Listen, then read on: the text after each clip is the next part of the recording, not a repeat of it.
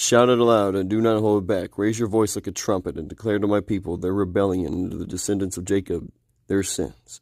For day after day they seek me out, and they seem eager to know my ways. If they were a nation that does what is right and has not forsaken the commands of God, they ask me for just decisions and seem eager for God to come near them. Why have we fasted, they say, and you have not seen it? Why have we humbled ourselves, and you have not noticed? Yet on the day of your fasting you do as you please and exploit all your workers.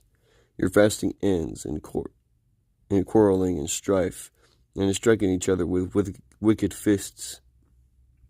You cannot fast, as you do today, and expect your voice to be heard on high. Is this the kind of fast I have chosen, only a day for people to humble themselves?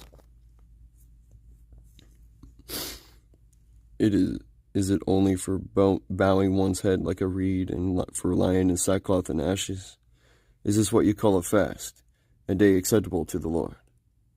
Is not this kind of fasting have chosen to loose the chains of injustice and untie the cords of the yoke, to set the oppressed free and break every yoke? Is it not to share your food with the hungry and to provide the poor wanderer with a shelter, when you see the naked to clothe them, and not to turn away from your own flesh and blood? Then your light will break forth like the dawn, and your healing will quickly appear. Then your righteousness will go before you. The glory of the Lord will be your rear guard. Then you will call, and the Lord will answer. You will cry for help, and he will say, Here am I.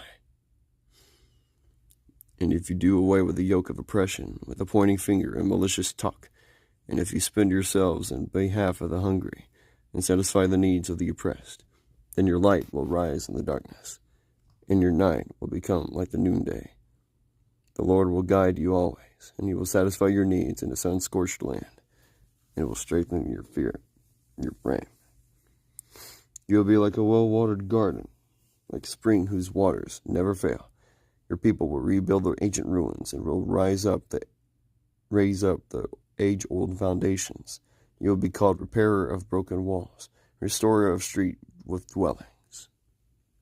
And if you keep your feet from breaking the Sabbath, and from doing as you please on my holy day, if you call the Sabbath a delight, and the Lord's holy day honorable, and if you honor it by not going your own way, and not doing as you please, or speaking idle words,